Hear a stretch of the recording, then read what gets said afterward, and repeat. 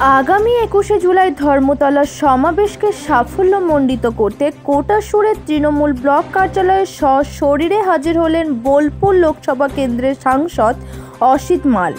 আগামী ২১শে জুলাই কলকাতার ধর্মতলাতে ১৩ জন শহীদকে স্মরণ করতে বিশেষ কর্মসূচি নিয়েছে রাজ্যের মুখ্যমন্ত্রী মমতা বন্দ্যোপাধ্যায়। তবে সেই কর্মসূচির সাফল্যমণ্ডিত করতে বিভিন্ন ব্লকে কর্মীদের নিয়ে সংগঠন করে চলেছেন তৃণমূলের কার্যকর্তারা। ঠিক সেই মতো আজ অর্থাৎ বুধবার বৈকালে বীরভূমের ময়ূরেশ্বর ২ নম্বর ব্লকের অন্তর্গত কোটাসুরের তৃণমূল কার্যালয়ে কুণ্ডলা ও ময়ূরেশ্বর গ্রাম পঞ্চায়েত এলাকার বেশ কিছু কর্মীদের নিয়ে বৈঠক করা হলো। আর সেই বৈঠকে প্রধান বক্তা হিসাবে উপস্থিত ছিলেন বোলপুর লোকসভা কেন্দ্রের সাংসদ অসিত মাল। এছাড়াও উপস্থিত ছিলেন ময়ূরেশ্বর ২ নম্বর ব্লক তৃণমূল কংগ্রেস সভাপতি প্রমোদ রায়, ময়ূরেশ্বর ও কুণ্ডলা গ্রাম পঞ্চায়েত এলাকার প্রধান ও একাধিক কর্মী সমর্থকরা। তবে এদিন এই কর্মসূচি থেকে আগামী ২৬-এর নির্বাচনের প্রস্তুতি নিতে বিভিন্ন কথা শোনা গেল ময়ূরেশ্বর ২ নম্বর ব্লক এলাকার তৃণমূল নেতা জটিল মণ্ডল সহ অরুণ চ্যাটার্জির মুখ থেকে। ঠিক তার পাশাপাশি ধর্মতলায় কেন পালন হয়ে থাকে ২১শে জুলাইয়ের কর্মসূচি সে নিয়ে বিস্তারিত জানালেন সেদিনের প্রত্যক্ষদর্শী সাংসদ অসিত মাল। কেমন করে ২১শে জুলাই আমরা সেখানে শহীদ স্মরণে যাব, সেই প্রস্তুতি ময়ূরেশ্বর ২ নম্বর ব্লক প্রমোদ রায়ের নেতৃত্বে এখানে সমস্ত নেতৃত্ব কর্মী, অঞ্চল সভাপতি, বুথ সভাপতি, শাখা সংগঠনের নেতৃত্ব সকলে নিয়ে আজকে দুটো অঞ্চলের মিটিং করলো। কিভাবে আগামী দিন ২১শে জুলাইয়ের আগে কলকাতা পৌঁছাবে, কত লোক পৌঁছাবে তার ব্লুপ্রিন্ট তৈরি করা হলো। সেই দিনটা বড় ভয়ঙ্কর দিন ছিল, বাংলার ইতিহাসে, ভারতবর্ষের ইতিহাসে বড় মর্মান্তিক দিন। এই কারণেই যে দাবির ভিত্তিতে মমতা বন্দ্যোপাধ্যায়ের নেতৃত্বে মহাকরণ অভিযানে ধর্মতলায় আমরা উপস্থিত হয়েছিলাম, তার একটাই দাবি ছিল ভোটারের পরিচয়পত্র, ভোটারের আইডেন্টিটি চাই। আইডেন্টিটি ছাড়া কোনো ভোট করতে পারা যাবে না, কারণ কার ভোট কে দিবে, কিভাবে দিচ্ছে আমরা পরিষ্কার হতে পারছি না। তাই মমতা বন্দ্যোপাধ্যায় বললেন যে ভোটার আইডেন্টিটি চাই। তাই আন্দোলনের জন্য ডাক দিয়েছিলেন। সেই ডাকে কত লক্ষ মানুষ উপস্থিত হয়েছিলেন। 5টা কর্নারে 5 জন জেন্টস রেডি ছিলেন, তার মধ্যে আমি একজন ছিলাম।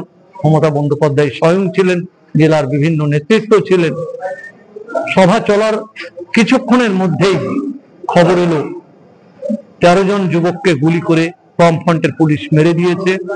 দিদি আহত হয়েছেন, রক্তাক্ত অবস্থায় ধর্মতলায় সব পড়ে আছে। মিটিংটা শেষ করে দেওয়া হলো। তাই সেদিন আমরা মিটিংটা শেষ করে দিই।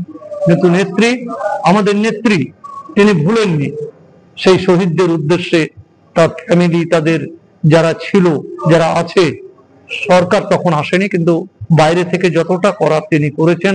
কিন্তু আজও তাদের প্রতি শ্রদ্ধা নিবেদন করার জন্য ২১শে জুলাইটা সকল মানুষের জন্য একটা ইতিহাস তৈরি করে তিনি রেখেছেন শ্রদ্ধা নিবেদন। আমি এইটুকুই বলতে পারি, শুধু লোকসভা নয়, গোটা বীরভূম এবং লোকসভাকে কেন্দ্র করে গতবার, তার আগের বার যে লোক গিয়েছে তার চেয়ে অনেক বেশি ভোট মানুষ যাবেন।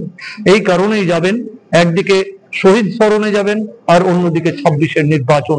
সেই নির্বাচনে আমাদের নেত্রী মমতা বন্দ্যোপাধ্যায় তিনি কি নির্দেশ দেন, সেই নির্দেশ পালনের জন্য আরো বেশি করে মানুষ আবেগজড়িত হবে সেখানে। ২৬-এর নির্বাচন কিসের নির্বাচন হবে তার দিশা নিয়ে ভিড়ে এসে, তারপরে জটিলদা বলছিল বুথে যাব, গিয়ে আমরা ভোট করব। আমাদের এই নির্বাচনের পরে আমরা বুথ ভিত্তিক মিটিং শুরু করব, অঞ্চল এবং ব্লক মিলে। কেন মিটিং করব না, বুথে গিয়ে একটা কথাই জিজ্ঞাসা করব মানুষকে যে 2011 থেকে 2025 মমতা বন্দ্যোপাধ্যায় চতুর্থবারের জন্য 26-এ লড়বেন। আপনারা কার সঙ্গে থাকবেন? আপনার বাড়িতে সকালবেলাতে বিদ্যুৎ যেমন থাকে, সকালবেলাতে একটি প্রকল্প থাকবে, সেটা মমতা বন্দ্যোপাধ্যায়ের প্রকল্প নাই এমন যদি কোনো বাড়ি দেখাতে পারেন, তাহলে আমরা তৃণমূল কংগ্রেস করবো। 1993 সাল, সেখানে মমতা বন্দ্যোপাধ্যায়ের বিভিন্ন রকম আন্দোলন ছিল। সে আন্দোলনের মধ্যে এটাও একটা আন্দোলন ছিল। রাইটার্স বিল্ডিং তখন ছিল, রাইটার্স বিল্ডিং মহাকরণ অভিযান। কিসের দাবিতে? সচিত্র পরিচয়পত্র, তাই তো জটিল? এই দাবি, এটা কি না তো ভোট কেন্দ্রে যাব, যে সেখানে আমার পরিচয় নেই, আমি কি দিয়ে ভোট দেব, যার ভোট যে খুশি কাউকে দিয়ে দিতে পারে, এই চালাকিটা মমতা বন্দ্যোপাধ্যায় করে ফেলেছিলেন।